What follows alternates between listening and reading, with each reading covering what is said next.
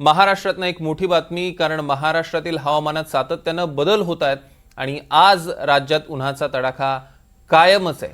हवामान विभागानं हा उन्हाचा तडाखा असाच कायम राहण्याची शक्यता व्यक्त केली आहे। 6 जिल्ह्यांसाठी उष्णतेचा येलो अलर्ट जारी करण्यात आलाय।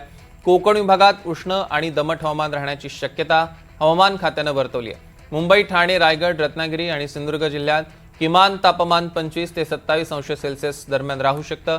कमाल तापमान 32 ते 35 अंश सेल्सिअस पर्यंत जाण्याची शक्यता हवामान विभागानं वर्तवली आहे। ग्राफिक्सच्या माध्यमातून एकदा आपण बघूया। अकोल्यामध्ये 45.1 अंश सेल्सिअस, जळगाव 43.3, अमरावती 44 अंश सेल्सिअस, लोहगाव 43.8, वर्धा 43.8 अंश सेल्सिअस, बीड 43.5, संभाजीनगर 43.4, परभणी 43.2, जवळपास सगळीकडे 40च्या पार केलेला आहे। बुलढाणा 43.2, वाशिम 42.6, सोलापूर 42.3 अंश सेल्सिअस, ब्रह्मपुरी 42.2, नाशिक 42, नागपूर या दोन्हीकडे 42 अंश सेल्सिअस, पुणे 41.6 आणि यवतमाळ 41.4, तर सातारात सुद्धा 41.1 आणि अहिल्यानगरमध्ये 41 अंश सेल्सिअस तापमान। दरम्यान हवामान तज्ञ SD सानप यांनी नेमकं काय म्हटलंय बघूया।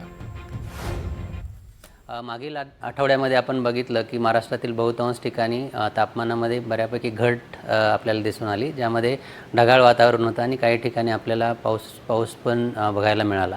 आता काल किंवा परवापासून बऱ्याच ठिकाणी तापमानामध्ये वाढ झालेली आहे आणि त्याचं मुख्य कारण म्हणजे की जी सिस्टम होते किंवा ज्या हवामान प्रणाली होती ज्यामुळे तापमान वाढलेलं होतं ती आता पूर्वेकडे सरकलेली आहे आणि वीक झाली आहे आणि त्यामुळं हवेतील जे आर्द्रतेचं प्रमाण आहे ते कमी झालेलं आहे आणि त्यामुळे निरभ्र आकाश आहे आणि अशा परिस्थितीमध्ये सूर्याकडनं येणारी जी किरणे आहेत ते जास्त तीव्रतेने जमिनीवर पोहोचत आहेत आणि टेम्परेचर वाढत आहेत। याबरोबरच उत्तरेकडनं येणारे जी नॉर्दर्ली विंड्स आहेत ते सुद्धा हीट ॲडव्हेक्शनमुळं हीट वाहून आणत आहेत आणि ह्या दोन कारणांमुळं महाराष्ट्रातील बहुतांश ठिकाणी तापमान हे 40च्या पेक्षा जास्त गेलेलं आहे।